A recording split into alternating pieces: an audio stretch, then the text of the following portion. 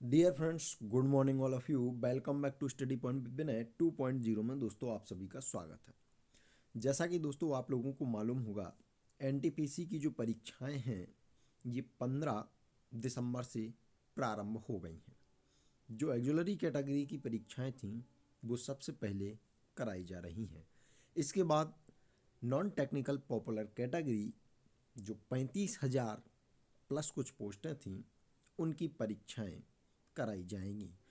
तो आइए हम लोग उन्हीं परीक्षाओं से संबंधित कुछ महत्वपूर्ण प्रश्नों को देखेंगे जो कि गत वर्ष में पूछे जा चुके हैं। और यह जो प्रश्न हैं ये बहुत ही महत्वपूर्ण और आपके लिए कारगर साबित होने वाले हैं। तो आइए हम लोग देख लेते हैं इन्हीं प्रश्नों में से कुछ महत्वपूर्ण प्रश्नों को जो कि इन फ्यूचर हमारी परीक्षाओं में पूछे जा सकते हैं। तो जैसा कि आप लोग स्क्रीन पर देख पा रहे होंगे, पहला प्रश्न है, दो सतहों के बीच सतह की अनियमितताओं के परिणाम स्वरूप होता है क्या होता है? तो दो सतहों के बीच सतह की अनियमितताओं के परिणाम स्वरूप घर्षण होता है। जैसा कि आप लोगों को मालूम होगा, जो घर्षण है ये दो सतहों के बीच लगने वाला एक प्रकार का बल होता है जिसे इंग्लिश में हम लोग फ्रिक्शन बोलते हैं। जैसे मान लीजिए एक टेबल है और टेबल के ऊपर एक पुस्तक रखी हुई है। पुस्तक टेबल पर रखी है, इसका कारण ये है कि पुस्तक और टेबल के बीच में एक घर्षण बल काम कर रहा है। दूसरा पॉइंट हमारा है, बल की दिशा के विपरीत कार्य करता है क्या करता है? तो दोस्तों बल की दिशा के विपरीत एक घर्षण बल कार्य करता है। जैसा मैंने अभी आपको बताया है, टेबल और पुस्तक की कहानी जो मैंने अभी आपको समझाने का प्रयास किया है जिसके माध्यम से, तो ये जो है ना एक विपरीत बल लगाता है। इसी बल को हम कहते हैं घर्षण बल। माने टेबल पुस्तक पे एक विपरीत बल लगाती है जो कि घर्षण बल होता है। तीसरा पॉइंट है हमारा, एक साइकिल स्थिर त्वरण से चलायमान है। पीछे के पहिए पर घर्षण बल जो है वो किस दिशा में होगा? पश्चिम दिशा में होगा। जी हाँ दोस्तों, पश्चिम दिशा में जो है पीछे के पहिए की तरफ घर्षण बल काम करता है। अगला पॉइंट जो है हमारा, कारों के ब्रेकिंग पैड में उपयोग किया जाता है।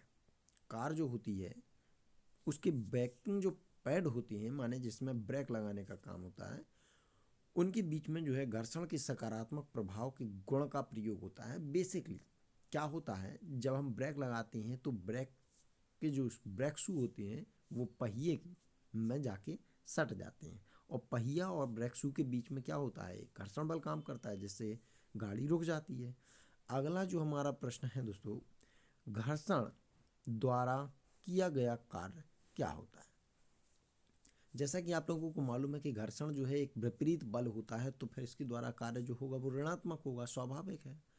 अगला प्रश्न है दोस्तों, घर्षण द्वारा किए गए कार्य का जो क्षय नहीं होता है बल्कि वह परिवर्तित हो जाता है। जी हाँ दोस्तों, घर्षण के द्वारा किया गया कार्य जो होता है वो क्षय नहीं होता है बल्कि परिवर्तित हो जाता है किस ऊर्जा में? तापीय ऊर्जा के रूप में। बेसिकली जब हम लोग देखते हैं, जब दो सतहों के बीच में जब कोई घर्षण बल लगाया जाता है तो उस सतह के बाद जो है आप देखेंगे कि वहाँ एक ऊष्मा उत्पन्न हो जाती है जिससे कि वो जो टेम्परेचर होता है वहाँ का वो अन्य क्षेत्र की जगह बदल जाता है। तो ये तापीय ऊर्जा के रूप में परिवर्तित हो जाता है। और बहुत अच्छे से अगर आपको समझने का प्रयास करना है तो आजकल सर्दियाँ चल रही हैं, आप लोग जानते होंगे, जहाँ आप बैठ जाते हैं वहाँ थोड़ा गर्म हो जाता है और जहाँ आप नहीं बैठते हैं वहाँ थोड़ा ठंडा रहता है। इसीलिए एक बार बैठने के बाद थोड़ा उठने का मन नहीं करता है ना? तो घर्षण और आपकी सतह के बीच और आपके बीच घर्षण लग रहा है कि नहीं लग रहा है? अगला पॉइंट हमारा है सरल आवर्त गति। ये आपका दूसरा टाइटल है। इससे संबंधित जो प्रश्न यहाँ पूछे गए हैं वो यहाँ दिए गए हैं। देखिए, जैसा कि पहला प्रश्न है हमारा, पेंडुलम लयबद्ध दोलन माने कि हार्मोनिक ऑसिलेटर की तरह काम करता है। दादाजी की घड़ी, दादाजी की जो घड़ी है वो पेंडुलम लयबद्ध दोलन हार्मोनिक ऑसिलेटर की तरह काम करती है। ठीक है। दूसरा प्रश्न हमारा है, जब कार एक मोड़ लेती है तो वह बल जो हमें बाहर की ओर धक्का देता है अब केंद्रीय बल होता है। बेसिकली एक हमने बात बहुत अच्छे से देखी है, समझी है। जब भी साइकिल चलाते हैं तो मोड़ पर हम अंदर की ओर झुकते हैं तो यहाँ अभी केंद्रीय बल लगता है। और जब हम कार में बैठे होते हैं तब हम बाहर की तरफ फेंकते हैं। यहाँ अपकेंद्रीय बल कार्य करता है, ध्यान रखने की बात है। ये दो अलग अलग उदाहरण हैं। अगला प्रश्न हमारा है, डेयरी में प्रयोग किए जाने वाले दूध से क्रीम को अलग करने की जो प्रक्रिया होती है वो अपकेंद्रीकरण के सिद्धांत पर होती है। क्यों होती है, इसका रीजन, जैसे कि आप लोग मथते हैं दूध को, मथने के बाद आपने देखा होगा कि जो क्रीम होती है वो आप जिस भी पतीली को लेते हैं, भगोनी को लेते हैं या जो भी बर्तन लेते हैं, उसकी दीवार की सतह माने उसके चारों ओर के बॉर्डर पे जो है वो जाके चिपक जाती है क्रीम, है ना। तो ये अभिकेंद्रीय बल की तरह काम न करके बल्कि अपकेंद्रीयकरण के सिद्धांत पर कार्य करती है, माने कि जो बाहर की तरफ आपको ले जाए वो अपकेंद्रीकरण है। अगला प्रश्न है हमारा, जब एक वस्तु एक समान वृत्तीय वेग उत्पन्न करती है तो परिवर्तित होता है, क्या होता है। जब एक वस्तु एक समान वृत्तीय वेग उत्पन्न करती है तो केवल दिशा बदलती है। क्या होती है, दिशा बदलती है। क्योंकि देखिए एक समान वृत्तीय गति उत्पन्न करती वस्तु में क्या होगा, वस्तु पूरी चारों दिशाओं में घूमेगी ना, वृत्तीय गति कर रही है तो चारों दिशाओं में घूमेगी, इसलिए दिशा परिवर्तित होती रहती है। बस उसमें क्या नहीं बदलता है, तो उसमें नहीं बदलता है त्वरण और वेग। अगला प्रश्न हमारा है, लट्टू को घुमाना एक उदाहरण है। लट्टू को घुमाना एक केंद्र अभिमुख बल का उदाहरण है। लट्टू को घुमाना केंद्र अभिमुख का उदाहरण है। किसका है, केंद्र अभिमुख बल का उदाहरण है। क्योंकि जब हम देखिए बच्चे खिलौने लेते हैं, हम टॉय बोलते हैं, इन खिलौनों में जब लट्टू पुराने समय में आते थे जिन्हें पकड़ के हाथ से और घुमा के छोड़ दिया जाता था, तो वो एक बिंदु केंद्र पर घूमते थे, है ना। वो चारों तरफ गोल गोल तो नहीं घूमते थे ना, केवल एक बिंदु केंद्र पर घूमते थे, इसीलिए इन्हें हम बोलते हैं लट्टू को घुमाना एक केंद्र अभिमुख बल का उदाहरण है। अगला प्रश्न दोस्तों हमारा है, एक बहुत पुराने मॉडल की पेंडुलम घड़ी की कार्य पद्धति जो है वो पूरी तरह से मैकेनिज्म होती है।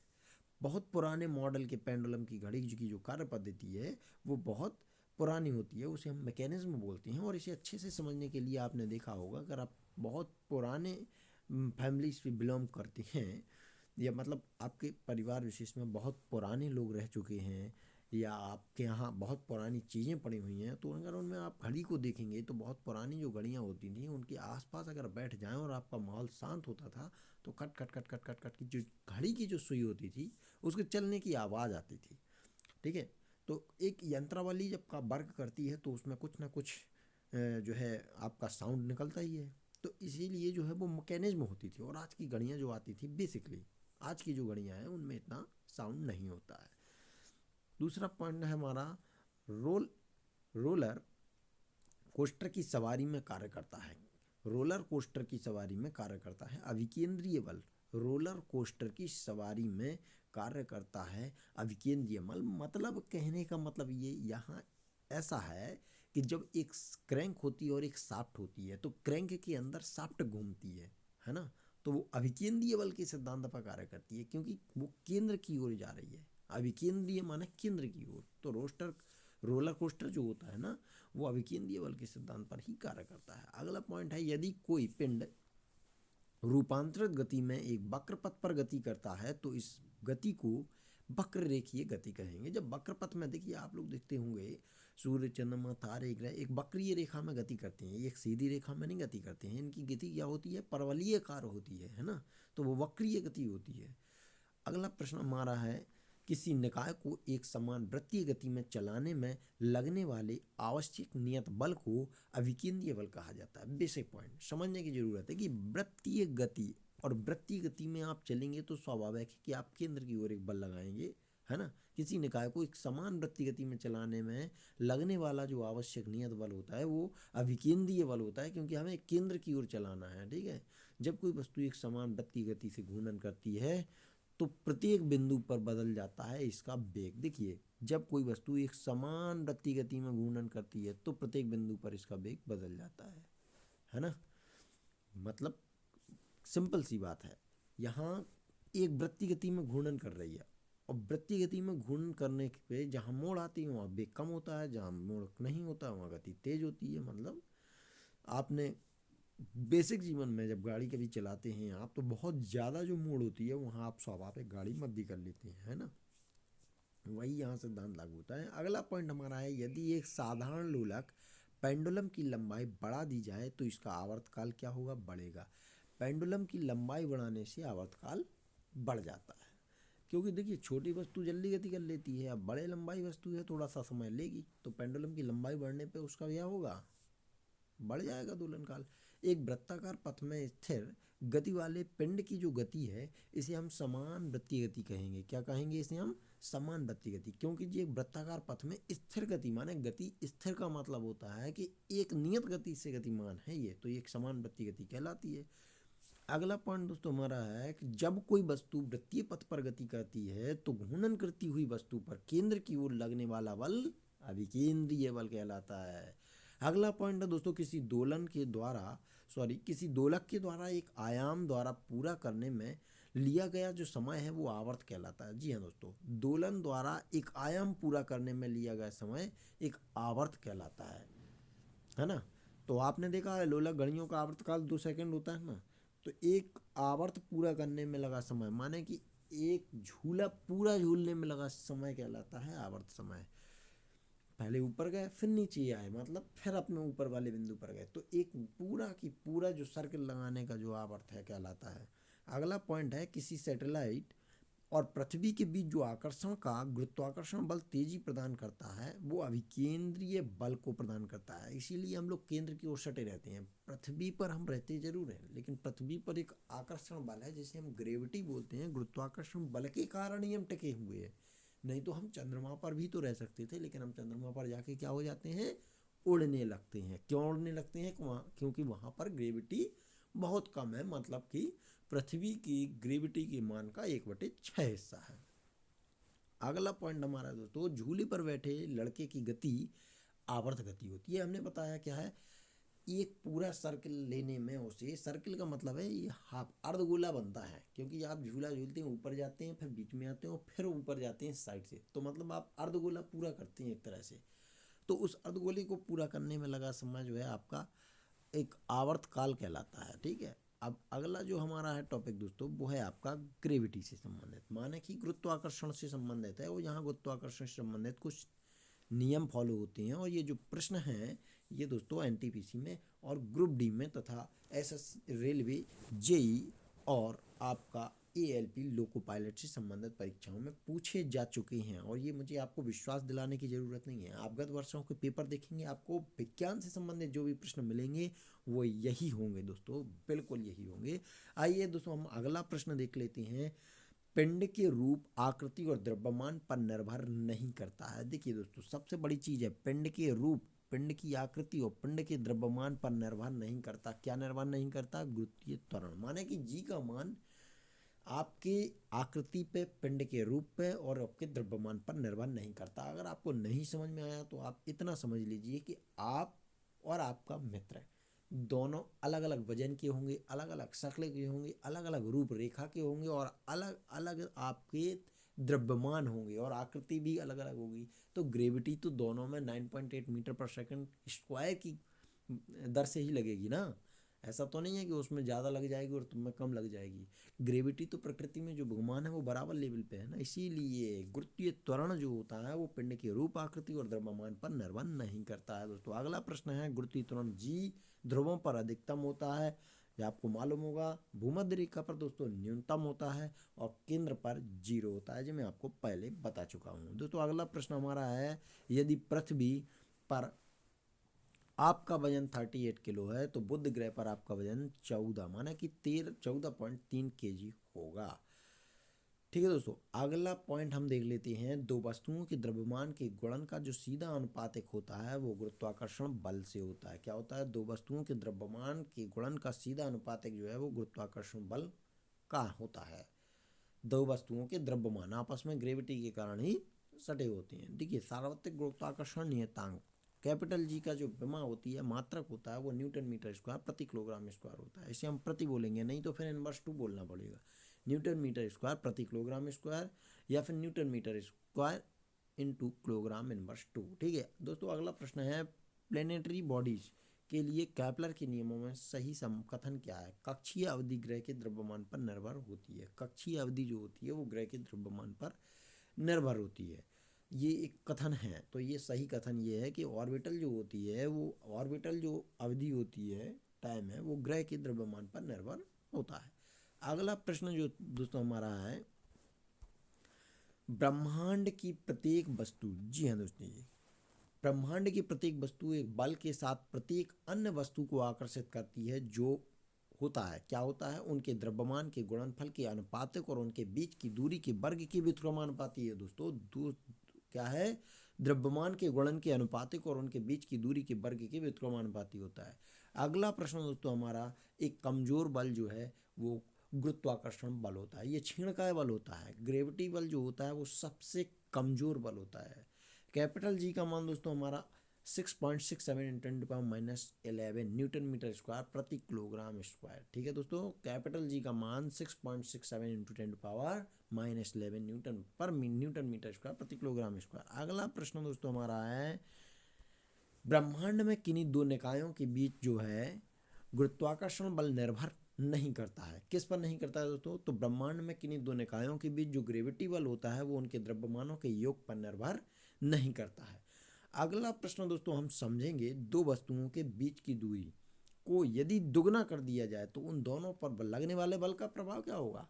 चौथाई रह जाएगा या फिर 4 के गुणज में कम हो जाएगा। दोस्तों देखिए क्या होता है, जब आप डिस्टेंस को दुगना कम कर देंगे, डिस्टेंस को दूना कर देंगे तो समय बढ़ेगा कि नहीं बढ़ेगा? जैसे आप लीजिए 2 किलोमीटर की दूरी 2 घंटे में तय कर रहे थे, अब 4 किलोमीटर की दूरी क्या करेंगे, 2 ही घंटे में कम करेंगे क्या?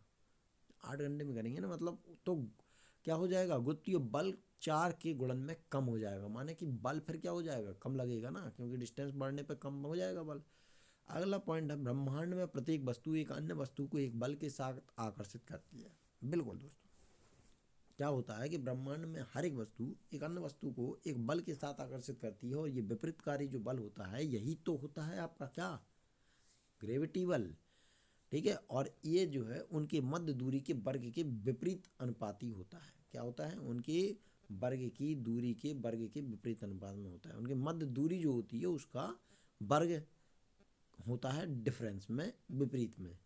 आगे देख लेते हैं दोस्तों, दो वस्तुओं में से एक का द्रव्यमान दुगना हो जाने पर, दो वस्तुओं में से एक का द्रव्यमान दुगना हो जाने पर दोनों वस्तुओं के जो बीच लगने वाला बल है वो भी आपका दुगना हो जाएगा। अगला प्रश्न हमारा है दोस्तों, ब्रह्मांड की प्रत्येक वस्तु दूसरी वस्तु को एक बल के द्वारा आकर्षित करती है जो समानुपाती होती हैं उनके द्रव्यमानों के गुणनफल के। क्या होता है, प्रत्येक वस्तु दूसरी वस्तु को एक बल के द्वारा आकर्षित करती है, वो द्रव्यमानों के गुणनफल के समानुपाती, समझ लो इस कॉन्सेप्ट को समझ लो, द्रव्यमानों के गुणनफल के समानुपाती और उनके बीच की दूरी के वर्ग के विपरीत होता है। ठीक है, माने व्युत्क्रमानुपाती। अगला प्रश्न है, दो वस्तुओं के द्रव्यमान को 3 गुना कर दिया जाए, समझ रहे बात, द्रव्यमान को 3 गुना कर दिया जाए तो उनके बीच जो बल होगा वो बल क्या हो जाएगा, 9 गुना हो जाएगा, और दूरी को दुगना करने पर 4 गुना में कम हो रहा था। अगला प्रश्न है, पृथ्वी वस्तुओं को अपनी ओर आकर्षित करती है, तो ये किस कारण करती है, ग्रेविटी बल के कारण। और ग्रेविटी बल किसके कारण संभव है, द्रव्यमानों के गुणनफल के एक समानुपाती और उनके बीच की दूरी के वर्ग के विपरीत क्रमानुपात में होता है। अगला प्रश्न दोस्तों हमारा है, गुरुत्वाकर्षण बल। जी हाँ दोस्तों, गुरुत्वाकर्षण बल वस्तुओं के बीच मौजूद होता है, माने हर एक वस्तु के बीच मौजूद होता है, परंतु इसे तब तक महसूस नहीं किया जा सकता है जब तक कि वस्तुओं का द्रव्यमान बहुत ज़्यादा ना हो। जैसे कि ग्रहों में जो है नहीं होता है, प्रत्येक और हर एक ये आपका खाली स्थान वाले क्षेत्र में आएगा। ठीक है, अगला प्रश्न है दोस्तों, किसी वस्तु पर लगने वाले गुरुत्वाकर्षण बल को आप क्या कहते हैं, एक भार बोलते हैं, क्योंकि बल एक तरह से भार ही है आपका। अगला प्रश्न है, वस्तु की आरंभिक और अंतिम अवस्थाओं की ऊर्ध्वाधर ऊंचाइयों के अंतर पर निर्भर करता है गुरुत्वाकर्षण द्वारा किया गया कार्य। किस पर निर्भर करता है दोस्तों, वस्तु की आरंभिक और अंतिम अवस्थाओं की ऊर्ध्वाधर ऊंचाइयों के अंतर पर निर्भर करता है ये गुरुत्वाकर्षण द्वारा किया गया कार्य।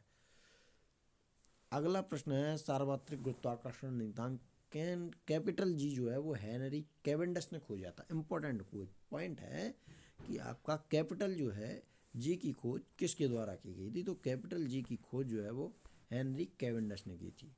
अगला प्रश्न है, गुरुत्वाकर्षण का सार्वभौमिक नियम लागू होता है, वस्तुओं के किसी भी युग्म पर ग्रेविटी जो है वो आपकी हर एक वस्तु पर लागू होती है, तो माने वस्तुओं के किसी भी युग्म पर लागू हो सकती है। अगला प्रश्न है, F = GM m/d²। Capital G को सार्वत्रिक गुरुत्वाकर्षण नियतांक यहाँ बोलते हैं।